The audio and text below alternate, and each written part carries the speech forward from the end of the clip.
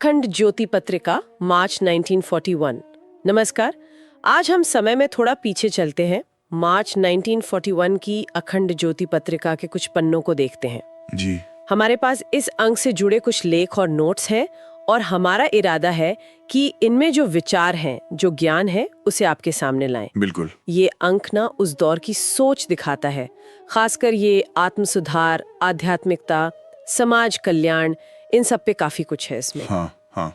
और पत्रिका का एक उद्देश्य भी बताया गया था, मनुष्य को देवता बनाने का प्रयत्न, मतलब इंसान के अंदर की जो क्षमताएं हैं उन्हें बाहर लाना। सही कहा, एक तरह से पोटेंशियल को अनलॉक करना। हाँ बिल्कुल। तो चलिए इसी भावना के साथ इस अंक के विचारों को थोड़ा और समझते हैं। जरूर। तो इस अंक में जो एक मुख्य बात उभर कर आती है वो है आत्म पहचान, मतलब खुद को जानना। अच्छा। एक लेख है अपने को पहचानो। इसका मूल विचार यही है कि चाहे बाहर कितनी भी मुश्किलें हों, असली ताकत अपने अंदर देखने से, खुद को समझने से मिलती है। ये सिर्फ मतलब पढ़ना नहीं है, अनुभव करना है। हाँ बिल्कुल। ये जीवन की सच्चाई को महसूस करने जैसा है। हाँ, और ये अंदर झांकने वाली बात एक और लेख में भी है, बड़ा सुंदर है, अभेद्य रक्षित दुर्ग। ओ हाँ, वो भी है। इसमें हमारे मन या हृदय की तुलना एक किले से की है, ऐसा किला जिसे कोई भीद न सके, जहां बाहरी दुख दर्द असर ना करे। वाह। और कहते हैं कि वहीं उसी सुरक्षित जगह पर परमात्मा का वास है। ये तो एक तरह से आंतरिक शांति का रास्ता बता रहा है। सही कहा। और ये किला, ये आंतरिक सुरक्षा, ये तभी मजबूत होती है जब हम अपनी अंदर की शक्तियों को जगाते हैं। बिल्कुल। एक लेख है आत्मशक्ति का विकास। वो इसी पर है कि आत्मा में अनंत शक्तियां सोई हुई हैं, उन्हें जगाना है। कैसे? मतलब क्या तरीके बताएं इसे? हाँ। उसमें जैसे आत्मचिंतन की बात है, खुद पर गहराई से विचार करना। ये सिर्फ सोचना नहीं है, बल्कि अपनी शक्तियों को महसूस करना है। एक तरह की इनर इंजीनियरिंग के लीजिए। दिलचस्प। और इसी से जुड़ा हुआ है मन का संयम भी, है ना? वो भी साझा किए गए हैं। हाँ, जैसे त्राटक जैसी साधनाओं का जिक्र है। त्राटक मतलब वो बिना पलक झपकाए किसी एक बिंदु पर ध्यान लगाना। हाँ, सुना है, एकाग्रता के लिए करते हैं इसे। जी। तो ये दिखाता है कि मानसिक नियंत्रण के लिए प्रैक्टिकल तरीके भी बताए गए थे। और पत्रिका में एक आने वाली किताब का जिक्र भी है, मैं क्या हूं। ओह। तो ये दिखाता है कि खुद की खोज, सेल्फ रियलाइजेशन, ये उस समय एक बड़ा विषय था। हाँ, लगता तो है। अच्छा, ये तो हुई मन और आत्मा की बात। शरीर के स्वास्थ्य के बारे में भी कुछ है? हाँ बिल्कुल है। एक होलिस्टिक अप्रोच दिखता है, मतलब शरीर, मन, आत्मा सब जुड़ा हुआ। प्राकृतिक चिकित्सा पर काफी जोर है। जैसे सूर्य किरण चिकित्सा विज्ञान, मतलब सूरज की किरणों से इलाज। ये विचार आज भी वेलनेस सर्कल्स में कहीं ना कहीं है। सही बात है, सन बाथिंग वगैरह। हाँ, और प्राण चिकित्सा विज्ञान भी है, यानी लाइफ फोर्स या प्राण शक्ति से हीलिंग। ये भी शरीर और ऊर्जा के कनेक्शन की बात करता है। और एक और तरीका था शायद, वो सांस वाला। हाँ, स्वर योग से रोग निवारण। ये बहुत दिलचस्प है। ये समझाता है कि हमारी सांस किस नाक से चल रही है, दाईं या बाईं, इसका असर सेहत पर पड़ता है। अच्छा, इसे स्वर कहते हैं। जी। और इस जानकारी का इस्तेमाल करके, मतलब स्वर को समझकर या बदलकर, स्वास्थ्य लाभ लिया जा सकता है। सांस जैसी मामूली क्रिया के पीछे का विज्ञान। वाह, ये तो काफी सूक्ष्म जानकारी है। हाँ, और ये समग्र स्वास्थ्य का विचार सिर्फ शारीरिक उपायों तक नहीं है। एक लेख है भजन से रोग मुक्ति। भजन से? हाँ, इसमें एक पाठक का अनुभव है कि कैसे गहरी आस्था, ईश्वर पर अटूट विश्वास, इससे गंभीर बीमारियों में भी आराम मिला। मतलब मन की शक्ति, विश्वास का असर। बिल्कुल। ये दिखाता है कि हमारी मानसिक और भावनात्मक स्थिति कैसे शारीरिक स्वास्थ्य को प्रभावित करती है। सही कहा। और जीवन में सफलता के लिए भी तो यही मानसिक दृढ़ता चाहिए, है ना? जरूर। इच्छा और सफलता लेख यही कहता है कि अगर इच्छा शक्ति मजबूत हो तो सफलता मिलती ही है। और अगर आत्मविश्वास कम हो तो उसके लिए भी कुछ है? हाँ, एक लेख है आत्मविश्वास का अभाव। ये उन लोगों के लिए है जो कॉन्फिडेंस की कमी महसूस करते हैं। उन्हें निराशा से निकालकर खुद पर यकीन करने के तरीके सुझाता है। ये तो आजकल के सेल्फ हेल्प जैसा लग रहा है। हाँ, कुछ वैसा ही। और जीवन के उतार चढ़ाव को समझने के लिए दुख से सुख की उत्पत्ति लेख एक अलग नजरिया देता है। क्या कहते हैं वो? उसका मूल विचार है कि सुख दुख असल में बाहरी चीजों से ज्यादा हमारे मन पर निर्भर करते हैं। अच्छा। हाँ, अगर वैराग्य यानी डिटैचमेंट का भाव आ जाए तो इंसान बाहरी घटनाओं से प्रभावित हुए बिना एक स्थायी शांति पा सकता है। वैराग्य, ये एक तरह से इमोशनल स्टेबिलिटी की बात है। बिल्कुल। तो ये तो हुई व्यक्तिगत विकास की बातें, लेकिन पत्रिका समाज और नैतिकता पर भी उतना ही ध्यान देती है। हाँ, ये भी जरूरी है। धर्म का परिपालन, लेख साफ कहता है कि असली धर्म सिर्फ पूजा पाठ नहीं है, बल्कि सत्य, अहिंसा, आत्मसंयम जैसे मूल्यों को जीवन में अपनाना है, चाहे रास्ता मुश्किल ही क्यों ना हो। मतलब धर्म एक नैतिक जीवन जीने का तरीका है। सही पकड़ा।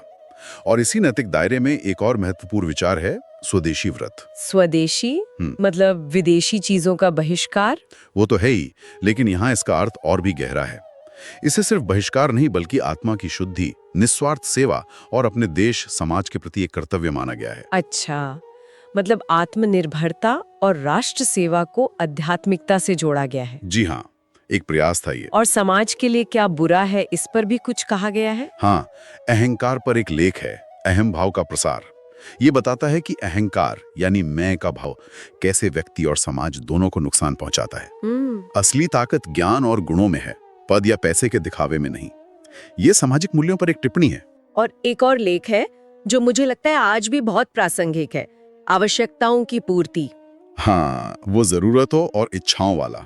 हाँ बिल्कुल, ये जरूरत, नीड और चाहत, वांट का फर्क समझाता है कि जरूरतें तो सीमित हैं पर इच्छाएं असीमित हो सकती हैं। और लेख संतोष और सादे जीवन की बात करता है, कहता है कि ज्यादा इच्छाएं ही अशांति और गलत कामों की वजह बनती हैं। ये तो आज के कंज्यूमर कल्चर पर एक तरह की टिप्पणी लगती है। हाँ, कह सकते हैं।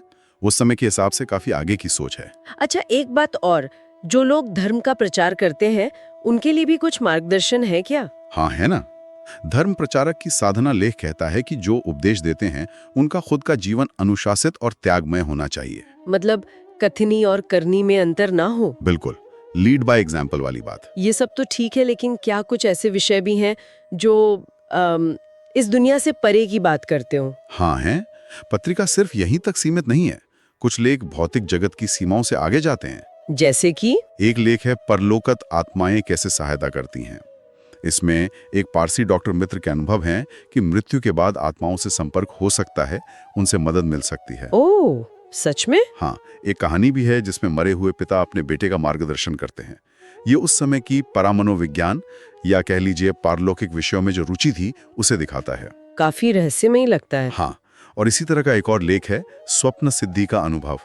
इसमें सपने के जरिए मंत्र सिद्धि पाने का एक व्यक्तिगत अनुभव है। सपने से मंत्र सिद्धि? जी, ये चेतना की अलग अलग अवस्थाओं की बात करता है। और एक लेख अमर बनने के उपाय भी है। अमर बनने के मतलब? हाँ, लेकिन इसका मतलब शारीरिक अमरता नहीं। ये शरीर और संसार से मोह छोड़कर आत्मा पर ध्यान लगाने से जन्म मृत्यु के चक्र से मुक्ति पाने की बात करता है, जिसे आध्यात्मिक अर्थों में अमरता कहते हैं। अच्छा, समझा। ये सब विषय पाठक को सोचने पर मजबूर करते होंगे। बिल्कुल, अस्तित्व के गहरे सवाल उठाते हैं, लेकिन इन गंभीर विषयों के साथ साथ पत्रिका को पढ़ने लायक बनाने के लिए प्रेरणादायक कहानियां और कविताएं भी हैं। हाँ, ये संतुलन जरूरी है। जैसे महात्माओं की कृपा दृष्टि कहानी है, कैसे एक संत की नेकी से एक कंजूस आदमी बदल जाता है। ये अच्छे साथ की ताकत दिखाता है। और माता की ममता लेख भी है शायद। हाँ, माँ के प्यार की कोमल भावनाएं।